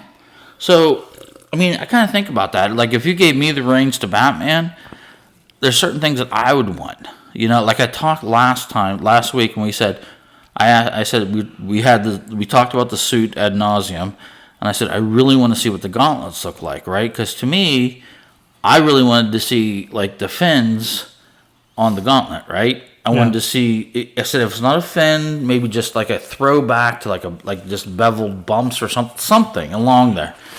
And I'll be goddamned if they don't have something in the suit that definitely harkens back to that. Now, the suit, as Josh talked about last week, I think Josh really hit it on the head when you were talking about the construction of the suit.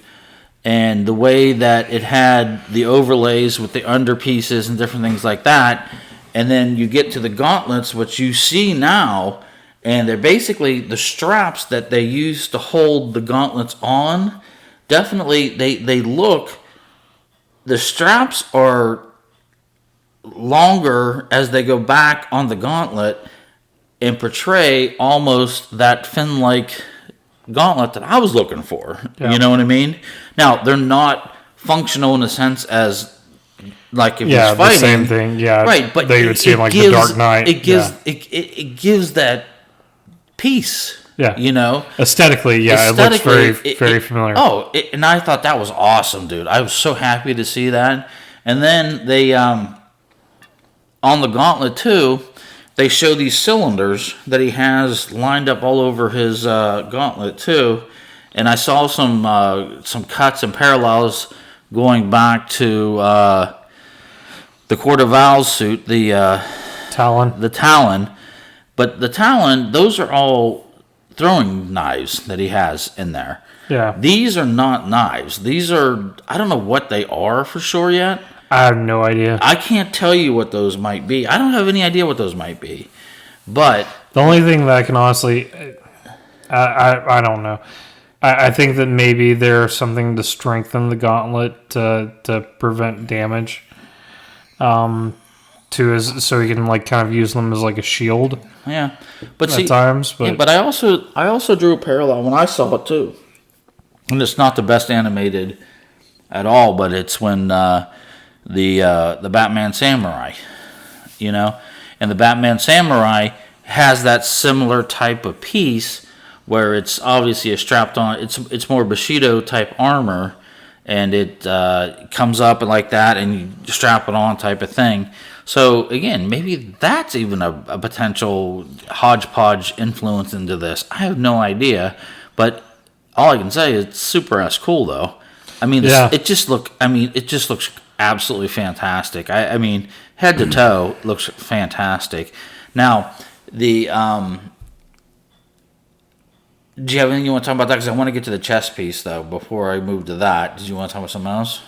Yeah. So I want to talk about the pants. The pants are essentially like 5'11" pants, or like Dickies. Yeah. They're tactical / working pants, which you mentioned last time. Nothing that's it's functional, right? It's something that you would realistically have if you were piecing together a suit yourself. Right. It's that's what the military would do. That's what if you're doing a badass yourself. Somebody that's preparing for like any type of boogaloo, that's what they would be doing. Biker boots or boots, leather boots of sort. That as the former warrior, that's again, that's all harkening back to like a military style suit. Yeah.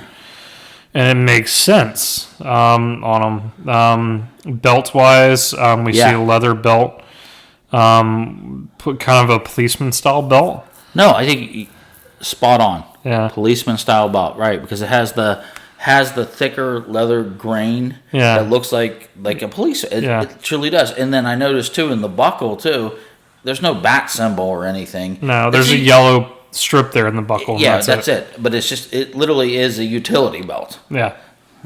So yeah. Which is cool. Hints of yellow throughout the rest of the uniform. Yeah. There's where you can see that he's strapped on the pads to his arms, the shoulder pads and the extensions off the shoulder pads. And there's a yellow, like a brass buckle on that to tighten them up to make sure it's secure.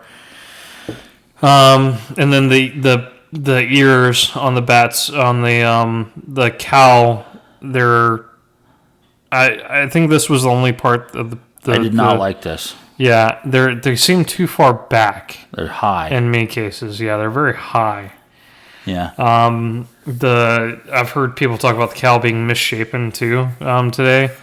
After seeing the pot, or after seeing the, I thought about this whenever we saw the original. It's the cowl, almost the top portion of the cowl seems unproportional to the rest of it.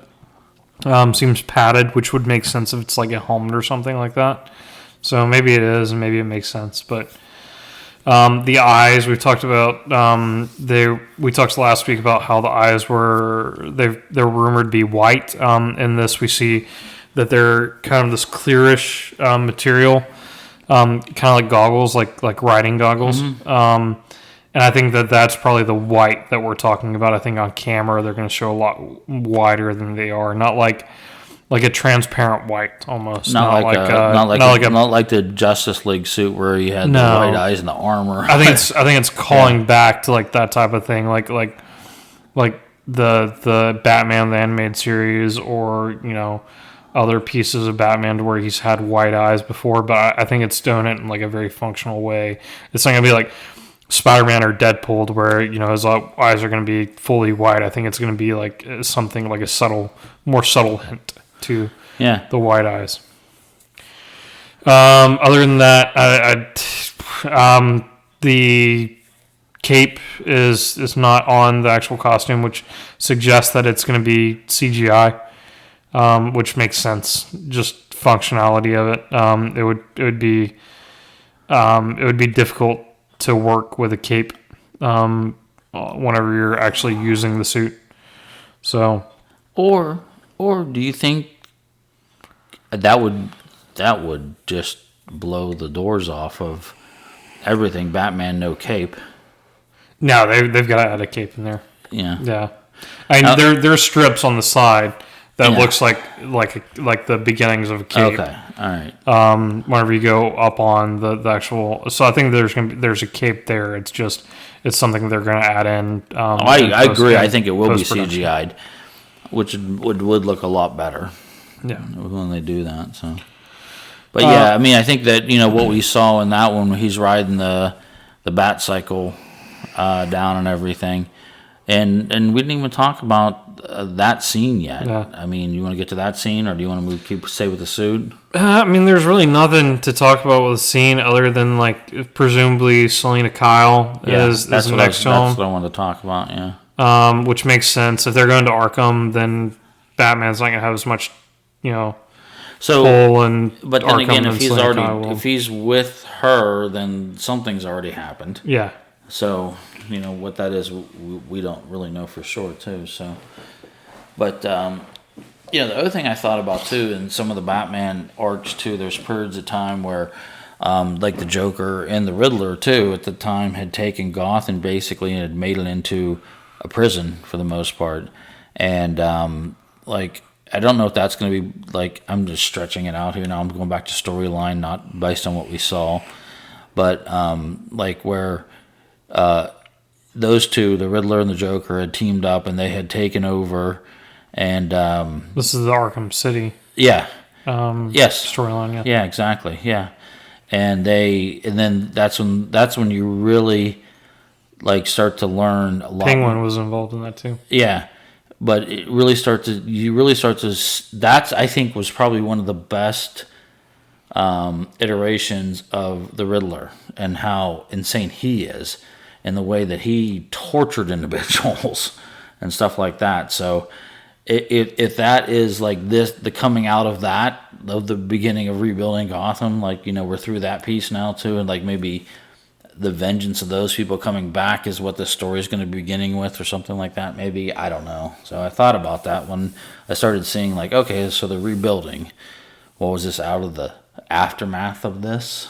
For pulling from all different sources of no continuity, it could possibly be. So yeah, just an idea, but you don't know. Nobody knows. No, Matt Reeves knows.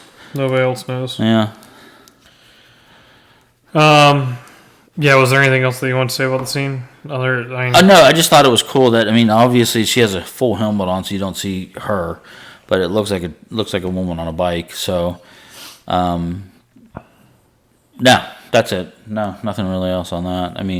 Again, when you look at the bike, it kind of harkens a little bit back to Year One. Year One's more of a dirt bike. That's more of a street bike, but.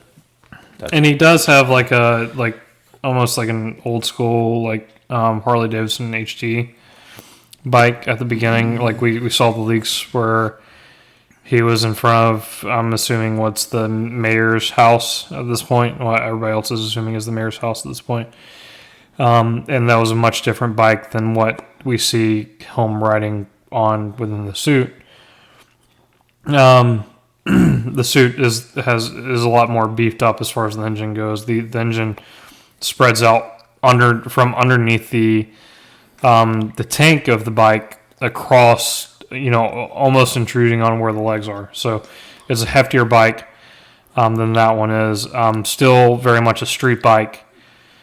It's got on the front end, on the where the headlight is, it's very much got the same type of silhouette of bat ears. Yeah.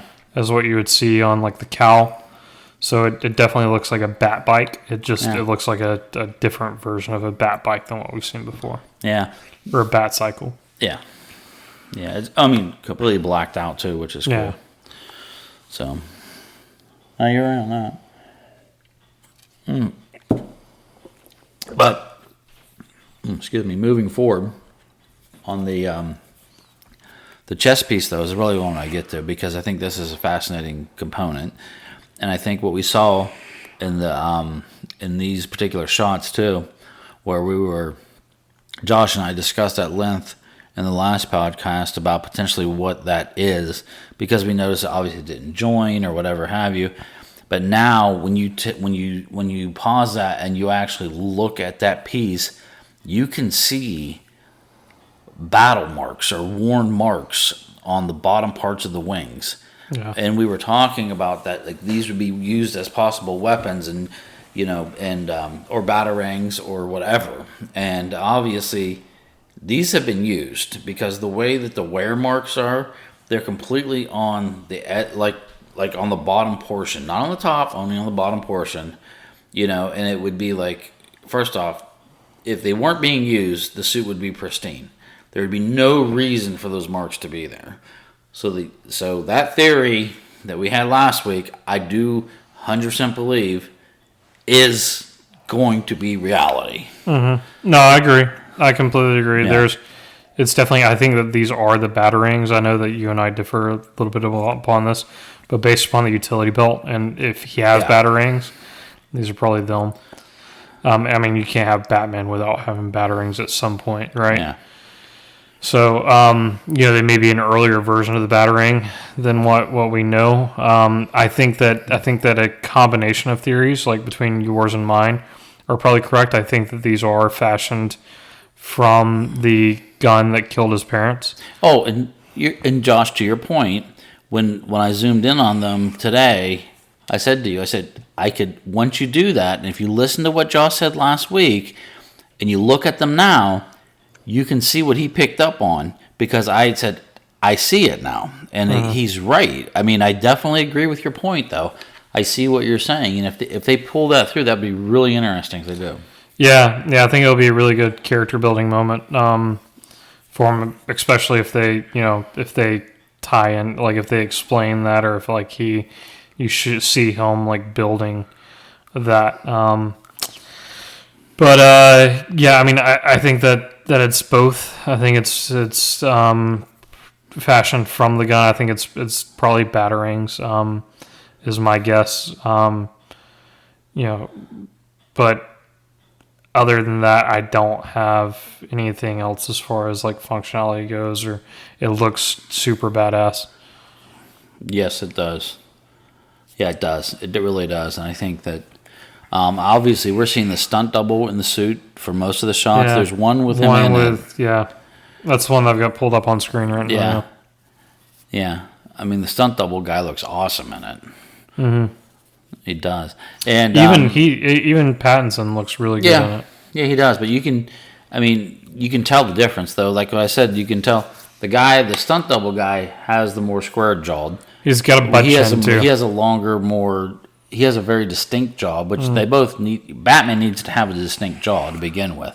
But the one guy's more blockish and more, where Pattinson's more forward going in a sense. But I think it will work under the cowl. And again, what we were talking about as far as where it rests and things like that in the nose area and stuff like that, we'll have to wait and see when we get more. I didn't notice it as much whenever we were seeing it in action. Yeah, that's what I'm saying, yeah. So I'd like to see more Pattinson in it, though, than the other guy. Yeah. Yeah, that's true, too. And then we'll see how that might play a little bit differently. But I do want to go back to the ear placement, too, because that does kind of bother me. That really is the only piece that I just do not care for. I mean, I don't like it. Yeah. But yeah, no, I agree. It's definitely. I think that it definitely speaks. I've seen it somewhere, right? Like, I mean, I've seen. No, don't get me wrong. That has been in multiple Batmans. Yeah.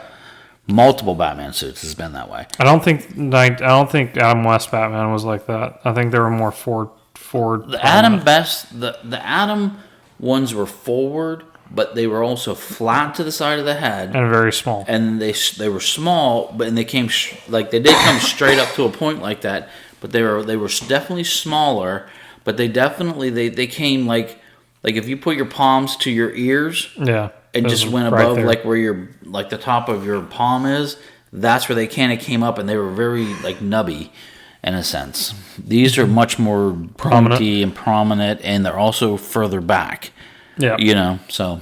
No, I agree.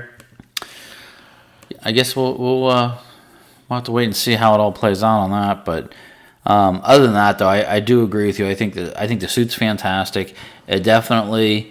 Our earlier projections, even before last week's discussion, we were talking about how we were hypothesizing about what we thought the suit would look like and where it was going to be coming from. It does fit all those points that we did think that it was going to be heading towards, and so we now see it. Mm-hmm. And I think that the combination and the additional pieces that they're taking from other Batman suits, it looks fantastic. Mm-hmm. Absolutely great. So.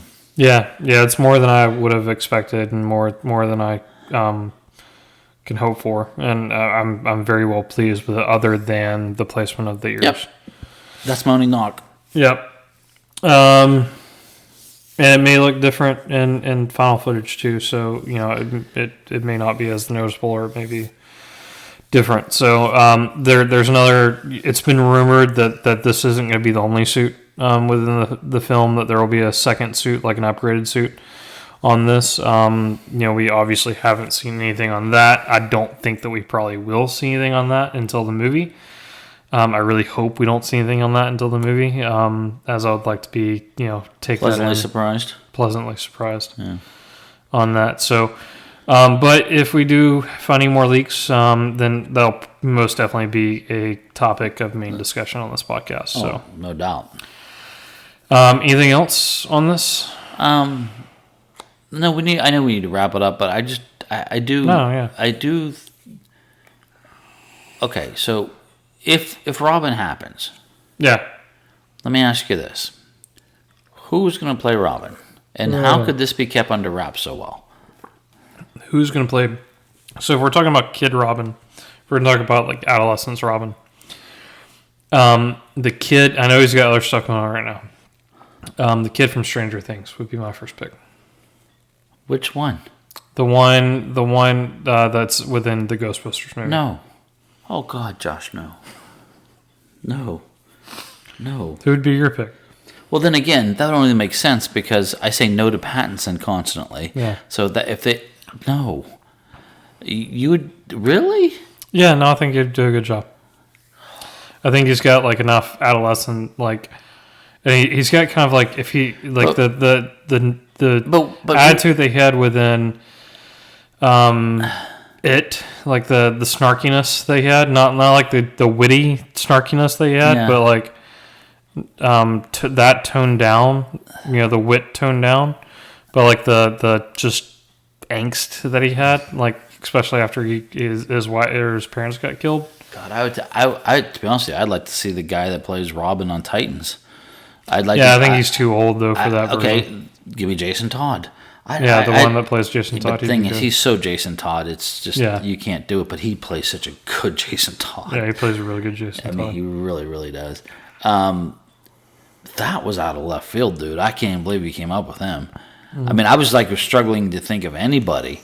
I mean, I was like perplexed. I'm like, I have no clue who I think would even be close to being able to pull that off.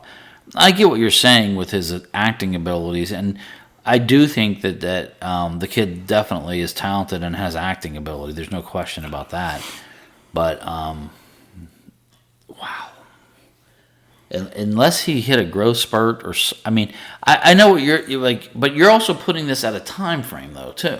Yeah, I would say if you're gonna have a circus. So if you're saying, but this is, and I would agree with you. Like the long Halloween talk happens with multiple murders. We start out with the mayor, and then we go to the circus, and then his parents are part of that series of murders. And Bruce is there. Bruce takes compassion on him, sees himself and the kid, takes the kid in as his ward. But he's got to be at an age. He's got to be early teens to be able to fit that. I would say 16. I would say I would cap it at 16. 16 possibly. Yeah, I would cap it at 16. Yeah. I wouldn't put him any older than 16. Wow. I mean, I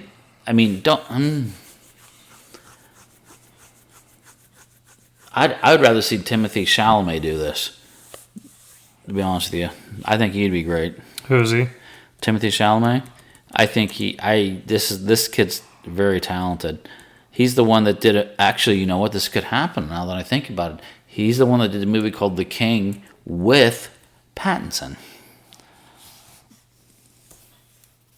Take a look at him. What do you think? I'm trying to Google. Okay. Anyways, Timothée Chalamet's done a couple things. He did the one I've talked about it before. It's a really good movie. He's the drug addict kid that was on with Steve Carell. And they did a movie on Netflix together. It's really good. And he played a drug addict in that one. It's really good. He did Little Women. He just played in Little Woman as well. He was very good in that. He's done a couple other movies. I can't remember now, but he's a hot commodity right now. Yeah, he would be my Robin. See him. He'd be my Robin pick. I would buy into him before I'd buy into the kid from Stranger Things. He fits the mold. Yeah, he's the right age too. Yeah, I'd put him in there. That's fine. All right, so that's my guess. All right. So, all right, sidebar over. No, very interesting points. Let us know what your pick would be for Robin, if you were to pick from an all-star list.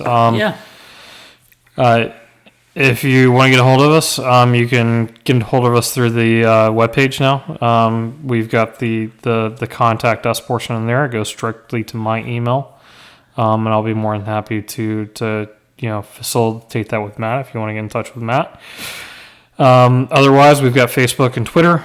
Make sure to visit the new webpage. And I can't stress this enough. It's because of you guys that we have grown. And it's because of you guys that will continue to grow. And if you want to help us continue to grow, we do have our Patreon out there. $5 a month gets you early access to the podcast.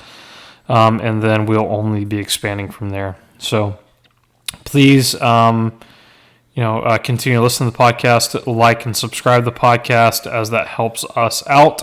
We will be posting this up on YouTube for the first time. So if you're listening to us there from YouTube, know that we do have a podcast available wherever podcasts are found. Until next week, this has been the Nerd Force Podcast.